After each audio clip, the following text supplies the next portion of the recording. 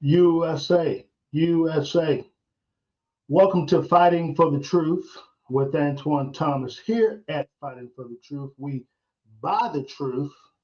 Oh, you know it already, huh? And we sell it not. I wanted to do a quick recap from the old way of doing things on Real Talk with Officer Antoine Thomas. And many of you remember this famous phrase that we've coined, hello all, hello all. Well, guess what? I want to do a recap from the Real Talk from 2024. If you go back in time with me, we spoke about we have to win this political war. Well, as of 2025, October, okay, we're in October, by the way, the 18th, 2025, we are winning this political war. So I wanted to do a recap. I wanted you to hear from me as I spoke on last year around this time, getting ready for the presidential election. We talked about, again, we have to win this political war. And this date, in this day and time, we are winning the political war. Who are we? Talking about the conservatives, Republicans. We're winning the war despite the government shutdown. We're still winning the war because guess what? We have doubled down. We have not wavered. And as you can see, we are winning this war because guess what? We have not given in to the political left's agenda. We're holding strong. And I know, unfortunately, we are having to do that at the expense of governmental employees. But I want to say something to you. Stay strong. And I know it's easy for me to say it, not being a government employee who's not receiving a paycheck right now. But listen, follow me very closely. I'm not making light of the situation. Neither am I making light of what you are facing. Know that God will see you through. But in the meantime, have faith and trust in Him. But understand this is not the right side. We're not doing this for any political clout or gain. We're really proving a point that we're not going to cower, we're not going to waver to the left's agenda. We've done it too long. And because of that, I want to take you back in time when I spoke about how we needed to win this political war. And again, as of today, October 18th, 2025, we are winning the political war. Watch this. President Trump is not against immigration. Republicans are not against immigration. Antoine Thomas is not against immigration, but what we are against is illegal immigration. That's what we're against. Yes, we want you to come into this great country, into this great state of North Carolina, and reap the benefits of being a citizen. But my friends, it has got and it must be done the right way. You have to be vetted. You see, you cannot become a police officer unless you have been vetted. You have went through the procedures. Your criminal history has been checked. Your credit has been checked. Your moral aptitude has been checked. Your mental faculties have been checked, and that you have went through a rigorous training and passed that rigorous training successfully. You completed a polygraph or CVSA test, which measures the stress in your voice when you are being put on the line to answer questions about your morals, your ethics, and all the above. Once you have taken the state exam and you have successfully passed all those things I mentioned, then will you be a certified law enforcement officer. It's called passing the test. And every person must go through a rigorous test performance. The choice is yours, whether you pass or not. As I end, I want to tell you this. Pray, make an informed decision, and get out and vote. November the 5th. Early voting is almost amongst us and upon us. It is up to you. Will you accept the challenge that I just laid out to you? Know before you say. Think before you talk.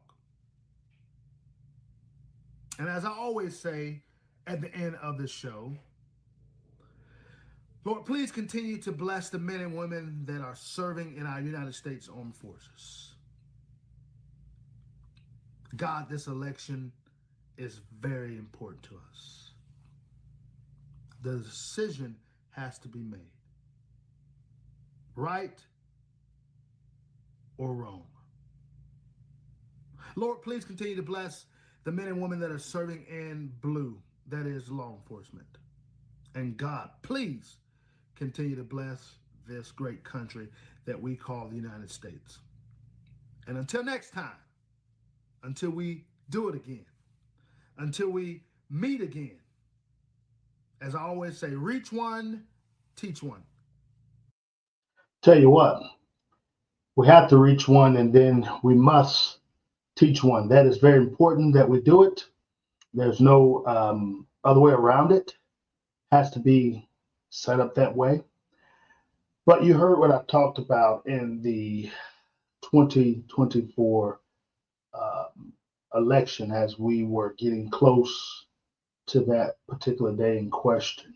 You heard what I stated, took you back in time, and now we're here today, fast forwarding the clock, to we do have President Trump seated in the White House. We have Vice President seated in the White House, J.D. Vance. We have the whole administration and cabinet as it pertains to the Trump administration seated in the White House. We've seen many changes that has already took place that he spoke about on the campaign trail, and illegal immigration was one of them. Public safety was another. Terrorists was another. Making our country safe again was another. Making our country healthier again was another. All those things were a part of the platform because promises made, promises kept.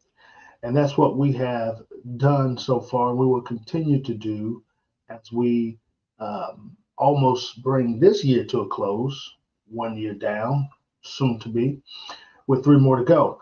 And it only gets better from there. But I want to touch back on illegal immigration. And I spoke about this in many different episodes over the years, from Real Talk all the way now to Fighting for the Truth. Just in the episode on the last episode that I did with Stephen Horn, we spoke about immigration. And we, as conservatives, and it should be you as an American, you should be fed up, tired of, and not wanting to see illegal immigration. Not the immigration itself. We enjoy, we appreciate all walks of life. We appreciate different personalities, different strengths as it pertains to ethnicity groups. That's how America has this great melting pot. That's how we have a array and vast of culture. And we're able to not only glean from other cultures that have come into America, because at the end of the day, we must face it, there's not a soul that has on this earth right now, living in America, that has 100% roots in America. We have all migrated through our ancestors from other countries, continents, regions. That's what makes America great.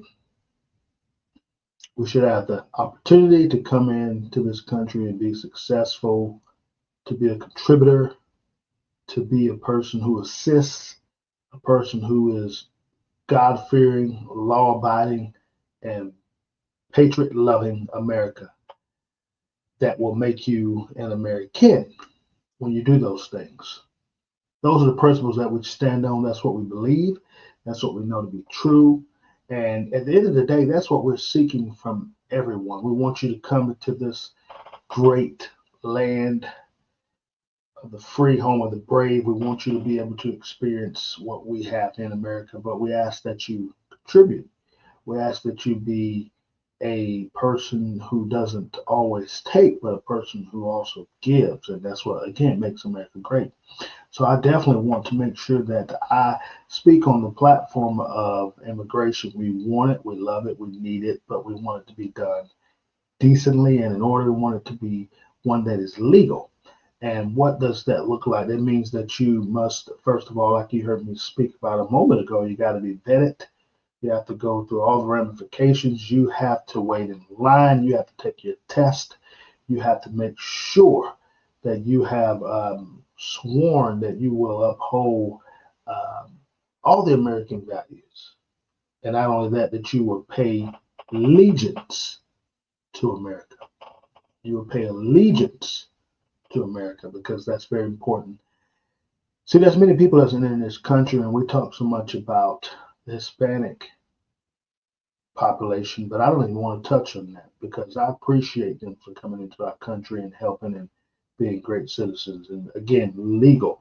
But I want to touch on the ones of other ethnicities that we leave out all the time, ones that pray to do harm to this country. They're coming in at a vast rate, and we have no way. Well, back then, under the Biden administration, we were not keeping record, we were not keeping track, and we were letting anybody and everybody to this country, which makes it unsafe as it pertains to a future terrorist attack.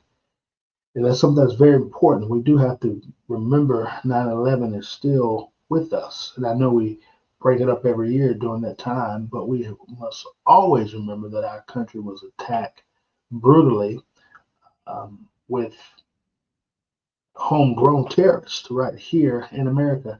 And that was part of us not having a vast makeup of a vetting system as it became pertains to public safety and the security portion, which is obviously why TSA was created as you look at the transportation in the airplanes, because that is where we were attacked. But we can also remember and look at areas that are still vulnerable, and they're vulnerable because we're not taking the time previously, again under the previous administration, taking the time to make sure that everyone who was coming in were who they say they were.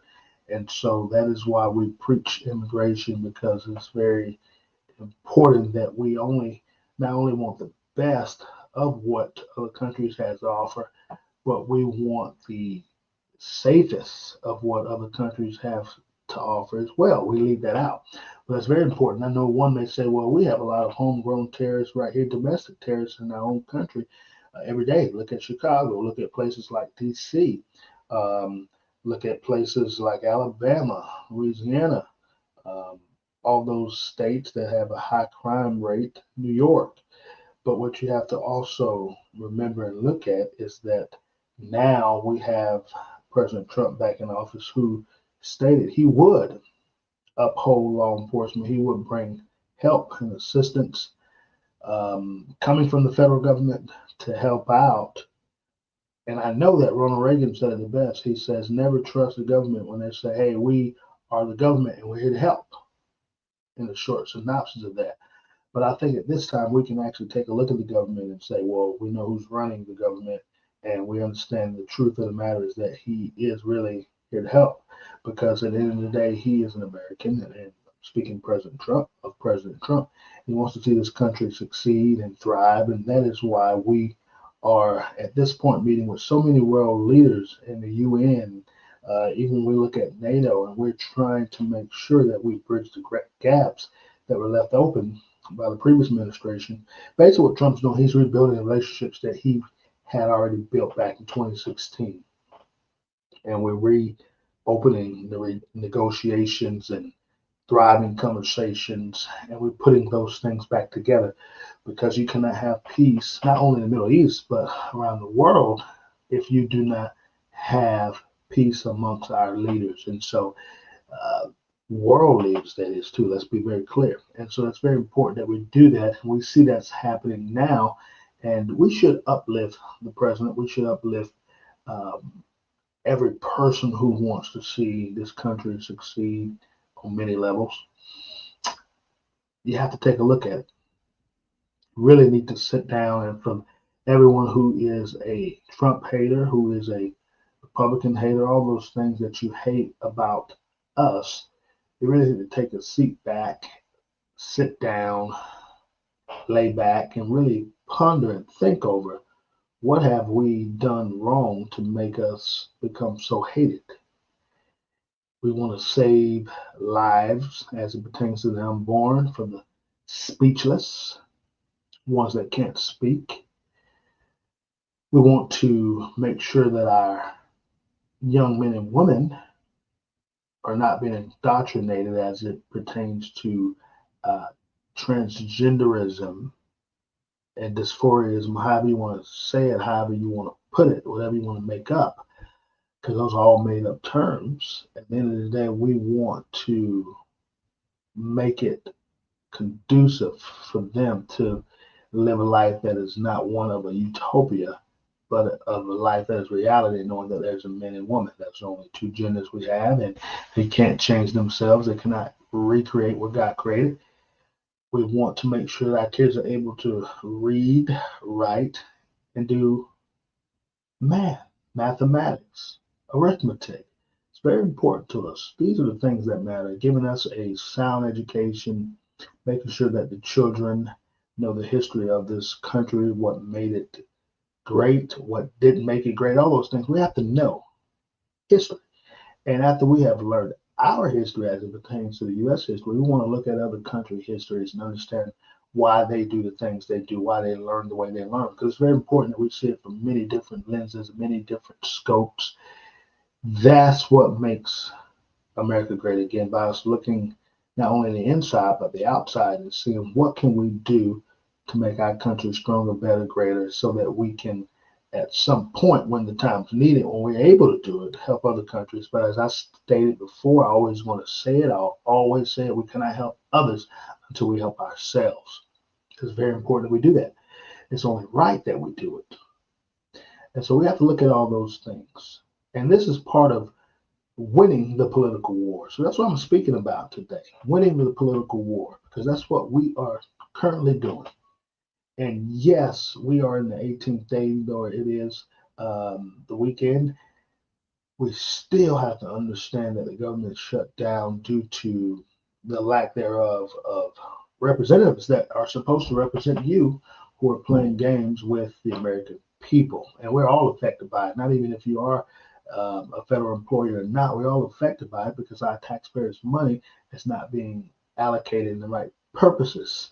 It's not being used right. Why is it not being used right? Because at the end of the day, our representatives are already getting paid. So why are they not working? They're not working because they're not able to agree on a stopgap, a spending bill, on a clean continuing resolution,